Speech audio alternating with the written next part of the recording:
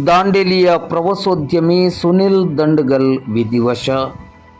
ದಾಂಡೇಲಿಯ ಪ್ರವಾಸೋದ್ಯಮಿ ಹಾಗೂ ಸ್ಥಳೀಯ ಸುಭಾಷ್ ನಗರದ ನಿವಾಸಿ ಸುನಿಲ್ ದಂಡಗಲ್ ಅವರು ಇಂದು ಭಾನುವಾರ ರಾತ್ರಿ ಹೃದಯಾಘಾತದಿಂದಾಗಿ ವಿಧಿವಶರಾದರು. ಮೃತರಿಗೆ 47 ವರ್ಷ ವಯಸ್ಸಾಗಿತ್ತು.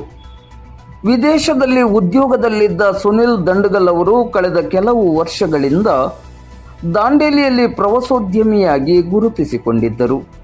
ಸರಳ ಸಜ್ಜನಿಕೆಯ ವ್ಯಕ್ತಿತ್ವದ ಸುನಿಲ್ ದಂಡಗಲ್ ಅವರು ಎಲ್ಲರ ಪ್ರೀತಿಗೆ ಪಾತ್ರರಾಗಿದ್ದರು.